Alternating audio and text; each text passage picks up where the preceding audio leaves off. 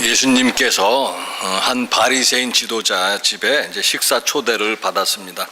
이제 그곳에는 예수님만 아니라 율법 교사나 바리새인들을 포함해서 여러 사람들이 와 있었습니다. 그런데 이제 그곳에서 문제가 하나 발생한 것입니다. 그것은 바로 초대를 받은 사람들이 서로 높은 자리에 앉으려고 이제 자리 싸움을 벌인 것입니다. 그 장면 보시고 예수님께서 비유를 들어서 말씀하셨습니다. 옛날부터 지금까지 이제 골치 아프고 또 까다로운 문제가 있는데 그 가운데 하나가 바로 자리를 배정하는 일입니다. 어떤 모임이든지 이제 여러 사람들을 초청했을 경우에 누구를 어떤 자리에 배정하는가 하는 것은 결코 쉬운 일은 아닙니다. 오늘날에도 비슷하지만 당시 유대인 사회에서는 이런 식으로 자리를 배정했습니다. 주인이 이제 상석 중앙에 앉고 그 다음 높은 사람이 주인 오른편에 앉고 또 그 다음 높은 사람은 주인 왼편에 앉습니다. 또 그 다음에 높은 사람은 주인 이제 오른편에 두 번째 자리에 앉고 그 다음 높은 사람은 주인 왼편으로 두 번째 자리에 앉습니다. 그래서 오른편과 왼편을 번갈아 가면서 이제 앉히는데 결과적으로 그렇게 되면 이제 말썽은 어디인가 하는 것을 우리가 이제 알게 되는 것이죠. 그런데 이제 왜 골치가 아프고 까다로운 문제인가 하는 것입니다. 물론 서열이 분명한 그런 공직 사회에서는 별로 문제가 될 것이 없습니다. 만일 초대받은 사람들이 모두가 군인이거나 모두가 공무원처럼 계급이 분명하다라고 하면 자리 배정하는데 별로 문제될 것이 없습니다. 계급에 따라서 자리에 배를 배정하게 되면 되기 때문입니다. 그러나 계급이 분명하지 않은 그런 일반인의 경우에서는 서열 정한다는 것이 쉽지 않다 그런 이야기입니다. 예를 들면 어떤 모임에 일반 직장인도 오고 학교 교사도 오고 또 농부가 오고 이렇게 초대받았다고 하면 그 가운데 누가 더 높은 사람이고 그래서 누구를 더 높은 자리에 앉힐 것인가 이것은 결코 쉬운 문제가 아니다 그런 이야기입니다. 그래서 이제 오늘 예수님은 비유를 가지고 말씀하셨다 이렇게 되어 있는데 비유이지만 내용은 너무나도 쉽고 명확한 것입니다. 한 사람이 잔치에 초대를 받아가지고 높은 자리에 앉아 있습니다. 그런데 그 사람보다도 더 높고 귀한 사람이 나중에 왔다 그런 이야기입니다. 그러면 주인이 어떻게 하겠는가 그런 이야기입니다. 당연하게 더 높은 자리에는 더 높은 사람이 가서 앉도록 그렇게 할 것이고 그래서 이제 처음에 높은 자리에 앉아있던 사람들은 낮은 자리로 가라 그렇게 말할 것이 뻔한 것이고 그렇게 되면 그것이 얼마나 부끄러운 일이겠는가 하는 것입니다. 또 반대로 한 사람이 잔치에 초대를 받았는데 이제 낮은 자리에 앉아있다라는 것입니다. 그러면 이제 주인이 그것을 보고 와서 하는 말이 높은 자리에 올라가 앉으십시오 이렇게 말할 것인데 그렇게 되면은 그 사람이 얼마나 영광을 받겠는가 하는 것입니다.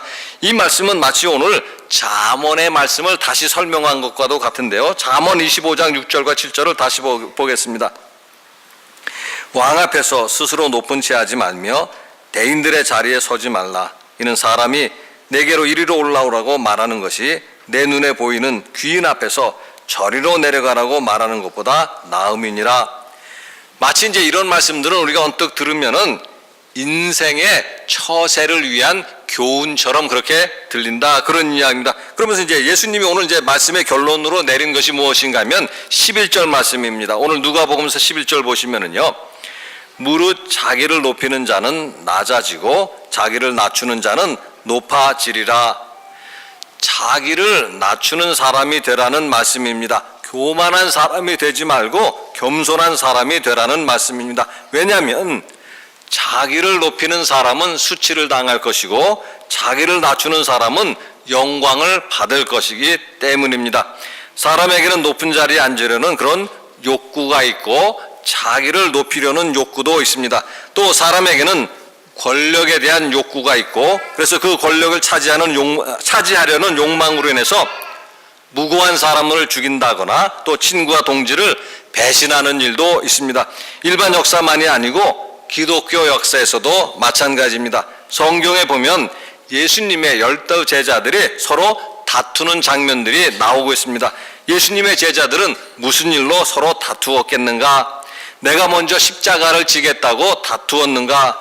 내가 먼저 하나님의 나라를 위해서 희생하겠다고 다투었겠는가 하는 것입니다. 누가복음서 9장 46절 보시면은요, 제자 중에서 누가 크냐 하는 변론이 일어나니, 변론이 일어났다는 것은 말다툼이 일어났다 그런 뜻입니다. 제자들 사이에서 말다툼이 일어났는데 무슨 문제를 가지고 말다툼을 했는가 하는 것입니다. 제자들 가운데 누가 가장 큰 사람인가, 제자들 가운데 누가 가장 높은 사람인가 하는 문제를 가지고 말다툼을 했다라는 것입니다. 누가복음 22장 24절도 보시면은요, 또 그들 사이에 그중 누가 크냐 하는 다툼이 난지라, 또라는 표현이 있죠. 또 다툼이 일어났는데 어떤 문제를 가지고 다투었는가 하면 누가 크냐, 제자들 가운데 누가 크냐 하는 그런 문제로 다투었다라는 것입니다. 특별히 누가복음 22장 24절은 그 배경이 어디인가 하면은요, 예수님과 마지막 만찬을 나누는 자리였다 그런 이야기입니다. 이제 마지막 만찬을 나누고 나면 예수님은 곧 고난과 십자가의 길로 가는 것입니다. 그들의 스승은 고난과 십자가의 길로 갈 것인데 제자들은 앉아가지고 우리 가운데 누가 가장 높은 사람인가, 이것을 가지고 다투고 있었다 그런 이야기입니다. 그래서 이제 그런 제자들을 향해서 예수님이 하신 말씀이 있는데요, 그것이 바로 누가복음 9장 48절입니다. 그들에게 이르시되 누구든지 내 이름으로 이런 어린아이를 영접하면 곧 나를 영접함이요, 또 누구든지 나를 영접하면 곧 나를 보내신 이를 영접함이라. 너희 모든 사람 중에 가장 작은 그가 큰 자니라. 누가 가장 큰 자인가 하는 것을 가지고 다투는 제자들을 향해서 예수님 하신 말씀이 너희 모든 사람 중에 가장 작은 그가 큰 자니라, 이렇게 말씀을 하고 있습니다. 누가복음 18장에도 그런 비슷한 말씀이 있는데요, 성전에 이제 바리새인과 세리가 기도하러 올라갔습니다. 그런데 바리새인은 어떻게 기도했는가 하면, 나는 불의한 일을 한 적도 없고 나는 금식도 했고 나는 소득의 11조도 바쳤습니다. 그렇게 기도를 했습니다. 반면에 세리는 어떻게 기도했는가 하면, 감히 눈을 들지도 못하고 나는 죄인입니다. 그렇게 기도를 했습니다. 그런데 그들을 향해서 예수님이 무슨 말씀을 하셨는가 하면은요, 누가복음 18장 14절입니다. 내가 너희에게 이르노니 이에 저 바리새인이 아니고 이 사람이 의롭다 하심을 받고 그의 집으로 내려갔느니라. 무릇 자기를 높이는 자는 낮아지고 자기를 낮추는 자는 높아지리라 하시니라. 예수님은 바리새인을 누구라고 말했는가 하면 자기를 높이는 사람이다 그렇게 말했고, 세리를 가리켜서는 자기를 낮추는 사람이다 그렇게 말씀을 하셨습니다. 그런데 누가 의롭다 하심을 받았는가 하는 것입니다. 바리새인이 아니라 세리이다. 즉 자기를 높이는 사람이 아니라 자기를 낮추는 사람이 의롭다 하심을 받았다 그런 말씀입니다. 성경에는 사람이 사는 길이 있고 사람이 죽는 길이 있다라고 말씀을 하고 있습니다. 사람이 사는 길은 무엇이고 사람이 죽는 길은 무엇인가 하는 것인데요, 사람이 죽는 길을 먼저 말씀드린다고 한다면 결국 교만한 마음을 가지고 자기를 높이는 사람은 죽는 길로 가고 있는 사람이다 그런 이야기입니다. 반면에 사람이 사는 길이 있는데 어떤 길인가 하면은요, 겸손한 마음을 가지고 자기를 낮추는 사람은 결국 사는 길로 가는 것이다 이렇게 말씀을 하고 있습니다. 그래서 잠언 18장 12절에 보시면은요, 사람의 마음의 교만은 멸망의 선봉이요 겸손은 존귀의 길잡이니라. 선봉이라는 것은 앞장서서 간다 그런 이야기죠. 사람의 마음이 교만하게 돼서 앞장서면 멸망이 뒤따라온다라는 것이고, 또 반대로 사람의 마음이 존귀하게 되면, 겸손하게 되면 존귀함이 뒤따라온다 그런 말씀입니다. 베드로전서 5장 5절 보시면은요, 젊은 자들아 이와 같이 장로들에게 순종하고 다 서로 겸손으로 허리를 동이라. 하나님은 교만한 자를 대적하시되 겸손한 자들에게는 은혜를 주시느니라. 사람이 교만하지 말고 겸손해야 한다라는 것은 단지 처세의 교훈이 아니다 그런 말씀입니다.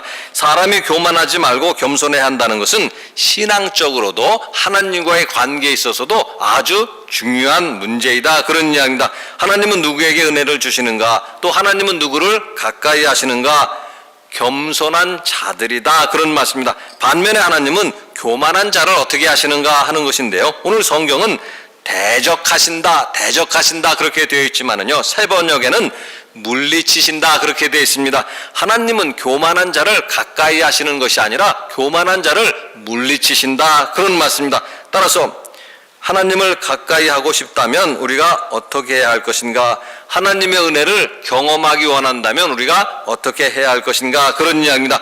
겸손한 마음을 갖지 아니하고는 하나님을 가까이 할 수도 없고 하나님의 은혜를 경험할 수도 없습니다. 마음이 교만한 사람은 하나님을 가까이 하는 것이 아니라 멀리 할 수밖에 없고 하나님의 은혜도 받을 준비도 되어 있지 않다 그런 이야기입니다.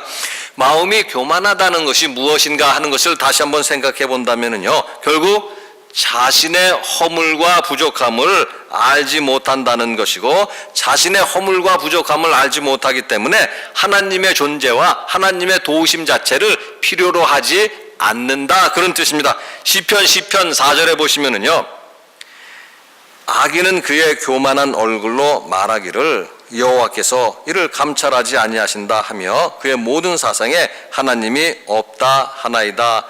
악인은 그의 교만한 얼굴로 말한다 이런 말씀인데요, 결국 교만한 마음을 가진 사람들은 무슨 말을 하는가 하면 하나님이 없다 이렇게 말한다 그런 이야기입니다. 그것은 바로 우리가 살아가는데 겪는 문제뿐만 아니라 믿음의 문제에 있어서도 마찬가지입니다. 믿음의 문제에 있어서도 우리는 교만하지 말고 겸손해야만 합니다. 고린도전서 10장 12절에 보시면은요, 그런즉 선줄로 생각하는 자는 넘어질까 조심하라.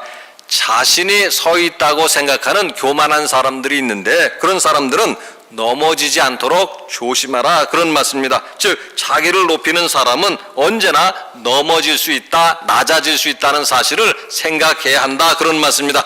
그래서 성 어거스틴은 이런 말을 했습니다. 그리스도인의 덕은 첫째도 겸손이요 둘째도 겸손이요 셋째도 겸손이다. 그리스도인의 덕은 첫째도 겸손이요 둘째도 겸손이요 셋째도 겸손이다. 또 기독교 작가로 유명한 C.S. 루이스라는 사람은 이런 말을 했습니다. 작은 그리스도가 되기 위해서 두 가지가 필요하다. 하나는 용서할 줄 아는 것이다. 다른 하나는 교만을 버리고 겸손할 줄 아는 것이다. 작은 그리스도가 되기 위해서 두 가지가 필요하다. 하나는 용서할 줄 아는 것이고 다른 하나는 교만을 버리고 겸손할 줄 아는 것이다. 모든 그리스도인들은 마땅히 작은 그리스도가 되도록 애써야 합니다. 그런데 누가 작은 그리스도가 되겠는가? 겸손한 사람이 작은 그리스도가 될 수 있다는 말씀입니다. 예수 그리스도 자신이 겸손한 분이기 때문에 교만한 마음을 가지고는 작은 그리스도가 될 수 없습니다. 누가 하나님을 보겠는가? 누가 하나님을 가까이 하겠는가? 누가 하나님의 은혜를 받겠는가? 누가 천국을 소유하며 누가 하나님의 영광을 받겠는가? 교만한 사람이 아니라 겸손한 사람입니다. 날마다 예수 그리스도를 바라보시고 예수님의 마음을 우리가 품어야 합니다. 그래서 나른 자리에 기꺼이 앉기를 원해야 합니다. 그러면 하나님께서 틀림없이 우리의 자리를 높여주실 것임을 오늘 말씀 우리에게 가르쳐 주시고 있습니다. 같이 기도하시겠습니다. 사랑의 하나님, 늘 은혜를 감사를 드립니다. 참으로 허물도 많고 부족함도 많지만 하나님께서 택하여 주시고 또 자녀로 삼아 주시고 날마다 함께 해주시고 날마다 저희들에게 예수님으로 인하여서 영광과 존귀 주심을 감사를 드립니다. 기쁨으로 하나님 앞에 나아가게 하시고 항상 예수님의 마음을 품고 믿음 생활하는 저희가 다 되도록 도와주시옵소서. 감사드리며 우리 주 예수 그리스도 이름으로 기도드리옵나이다.